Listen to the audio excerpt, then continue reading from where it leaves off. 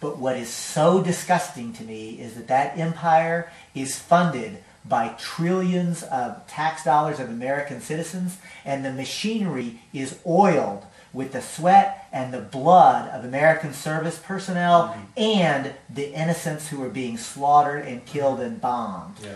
And paradoxically, with the ideals of justice and all these other things and freedom, which it's destroying simultaneously. We are being lied to. Yes. The corporate media lies to us, and the American servicemen and women are being lied to on a constant basis. So I have a lot of love. And a lot of them find that out when they come back from the war. The number of people who come back, especially out of Iraq, who are pissed off at this national government and the Republicans and the Democrats is legion.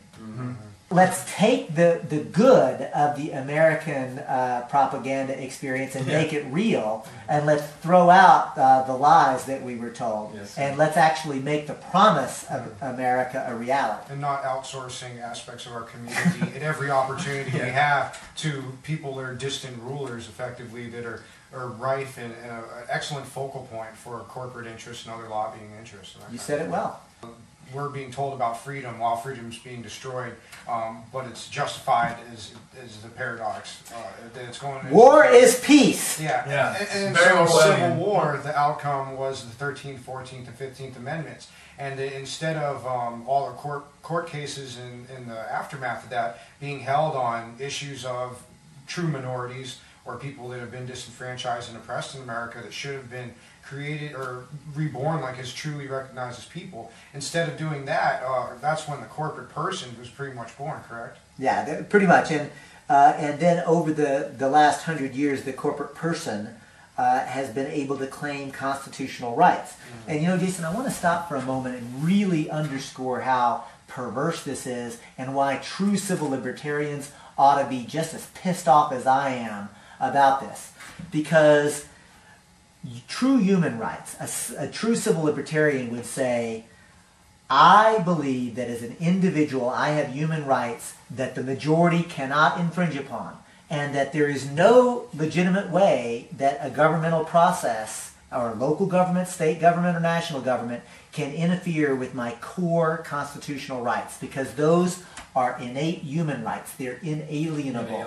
They can't be transferred or deferred. Right? The exactly. The Constitution doesn't create them. The Constitution just recognizes them and codifies them. Natural law says that those human rights exist separate from anything else. And any governmental attempt to interfere with them is illegitimate on its face.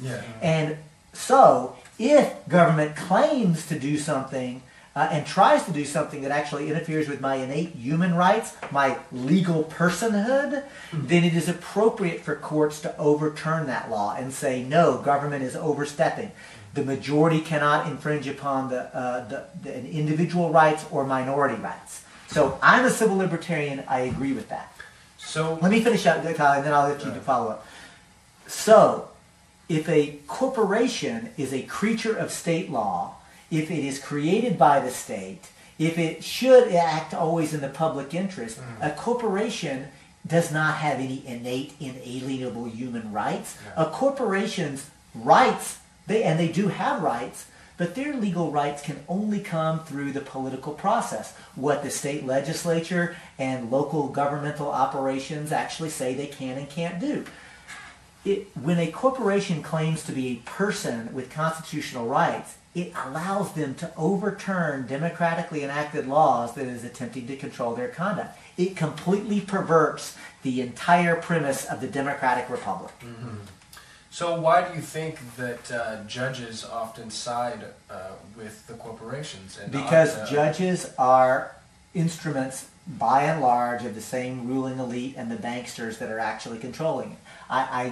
It's sad to say. It's sad to say, but on economic terms, judges do that. Now, I want to acknowledge that there have been examples. The civil rights movement got a lot of victories in federal courts, and that's a fantastic thing. That's an appropriate use of the doctrine of personhood and civil liberties and so forth.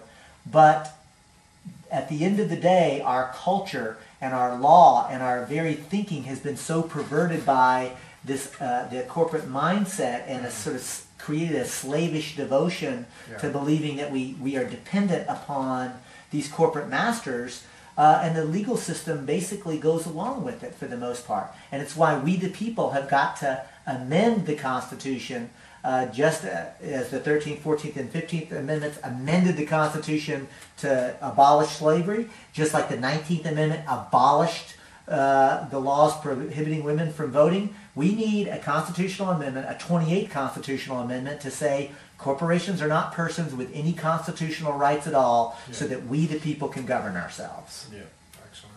And at the national level, if you're interested in that, www.movetoamend.org. Get involved in that campaign so that we can actually build the movement that's necessary to take our country back.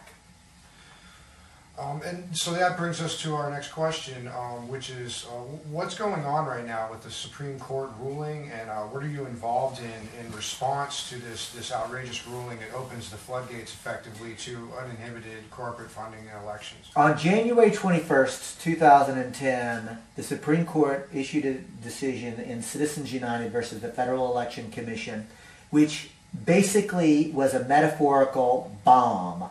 It is the Pearl Harbor of elections, if you will. It basically says corporations can spend unlimited amounts of money to influence local, state, and federal elections. And in 2008, $5 billion was spent in federal elections already, before that law even happened. So if that disgusts you, if you already thought that there was too much corporate money in elections, the floodgates are now wide open. The flimsy campaign finance laws that existed under McCain-Feingold and other efforts are now moot. They are unconstitutional. They do not exist. The local effort to control corporate money that had already been overturned, poof, gone. There is no way for us to, given the current legal framework, to properly restrict corporate money out of elections. So there's a limit on the amount that I could give to a certain campaign, right? Correct. It's $3,500 or in federal elections, yes. In federal elections, $3,500. But if I were to make a Kyle Beatty corporation, could I then donate as much money as I would like? Not you, Kyle Beatty, but this knife, the instrument, could. Okay. Now, let's just be clear. That's insane. Exactly. I mean, this is the point, folks. The legal system that purports to legalize that does legalize bribery is insane.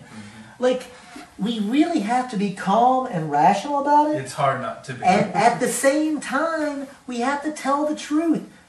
Folks, take the red pill. It's going to be scary.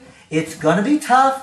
But it's reality. And whenever you actually take the red pill around corporate personhood, the banking system, the U.S. Corporate empire, when you take that red pill and actually see how it's all interconnected together, when you look at all of that together and you actually understand what's going on, then you realize it's time to get active. It's absolutely outrageous. So, we kind of touched on this earlier in the discussion, but there have been a lot of Democrats. You mentioned Dennis Kucinich, lots of others locally, a lot of people who voted for Obama who aren't necessarily Democrats but went and voted for him anyway. A lot of people that I've been speaking with in my own personal life and seen in the media who are pretty upset with the way that Obama has been performing, that the war in Afghanistan has only escalated, that there's still secret renditions going on, that civil liberties haven't been reinstated back here at home concerning the Patriot Act and other things. So do you think, one, that this is true, that it's been a quite poor performance as in regard to all of those things? And if so, do you think it is something that's going to help bring people away from the two-party system? Yes and yes. We know for a fact that the progressive energy and sweat equity and effort got Barack Obama to win the Democratic Party's nomination.